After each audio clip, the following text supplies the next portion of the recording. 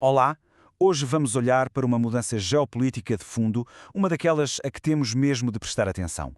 A União Europeia está a preparar-se para dar um passo drástico contra um dos braços mais poderosos do Estado iraniano. Vamos tentar perceber o que é que está aqui em jogo. Se anda como um pato e faz quack como um pato, então provavelmente é um pato. Esta frase, dita por um diplomata sénior da União Europeia, resume de uma forma muito direta o argumento da Europa. Se o Corpo da Guarda Revolucionária do Irão age como uma organização terrorista, então tem de ser tratado como tal, sem rodeios. Então, que decisão é esta, afinal? É por aí que vamos começar. Em Bruxelas, os 27 Estados-membros preparam-se para fazer algo inédito: rotular formalmente o Corpo da Guarda Revolucionária Islâmica do Irão, também conhecido como IRGC, como uma organização terrorista. Mas atenção, isto não é uma decisão simples, longe disso. Para que uma medida destas avance, é preciso um acordo unânime de todos os 27 Estados-membros. Numa União é conhecida pelas suas divisões, conseguir que todos concordem em um passo tão forte é, por si só, um feito diplomático notável. E para termos a noção da escala disto, é fundamental perceber o que é o IRGC. Não estamos a falar de uma unidade militar qualquer. O IRGC foi fundado depois da Revolução de 1979 e é o guardião ideológico do regime.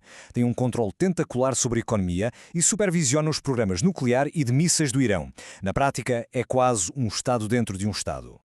E é aqui que a coisa fica mesmo séria. Esta designação coloca o IRGC na mesma categoria de grupos como o Al-Qaeda e o ISIS. Pensemos nisto por um segundo. A UE não está apenas a aplicar mais umas sanções. Está a reclassificar por completo o estatuto de uma entidade estatal, pondo-a ao mesmo nível de organizações terroristas globais. Na prática, isto significa congelar os seus bens na Europa, proibir transações e tornar crime qualquer tipo de apoio ao grupo. A mensagem política é fortíssima. Ok, mas como é que se chegou a este ponto? Esta decisão não surgiu do nada, claro. Foi uma resposta direta a acontecimentos muito dramáticos no terreno. Vamos então olhar para a faísca que acabou por incendiar esta crise diplomática. 6.200. Este é o número de mortes estimado durante os protestos recentes, de acordo com a Human Rights Activists News Agency. É este o custo sumário da repressão que forçou a Europa a agir, um número que tornou impossível para os líderes europeus continuarem a olhar para o lado.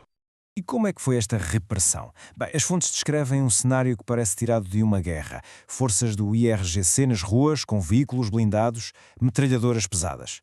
Em Teherão foi praticamente imposta a lei marcial. Mais de 42 mil pessoas foram detidas. A Guarda Revolucionária foi, sem dúvida, o punho de ferro do regime. E esta declaração do ministro francês dos Negócios Estrangeiros resume a justificação moral e política da Europa. A repressão insuportável tinha que ter uma resposta. Ou seja, esta ação foi vista não como uma agressão por parte da Europa, mas como uma consequência inevitável da brutalidade do regime. Passamos agora aos bastidores, porque chegar a esta decisão não foi nada fácil. Para se alcançar a unanimidade foi preciso uma reviravolta diplomática muito significativa, com várias nações europeias importantes a terem de ultrapassar as suas próprias reservas. A hesitação inicial era perfeitamente compreensível. Países como a França, por exemplo, tinham um receio de uma ruptura total das relações diplomáticas.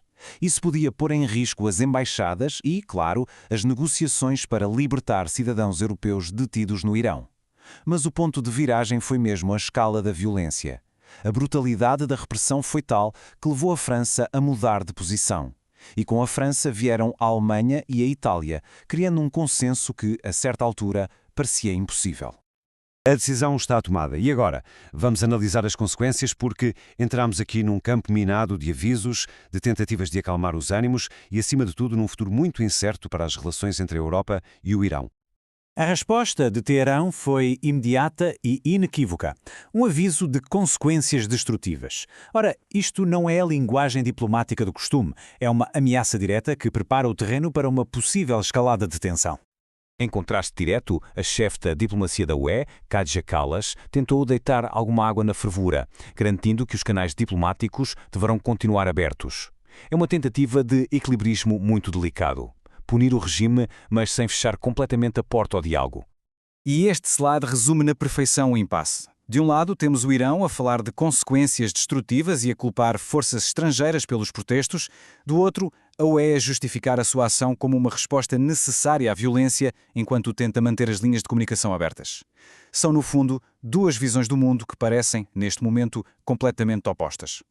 Isto deixa-nos com a questão central para a qual, sejamos honestos, ninguém tem uma resposta fácil. Pode a Europa confrontar um regime como o iraniano de forma tão direta e, ao mesmo tempo, manter um diálogo diplomático funcional?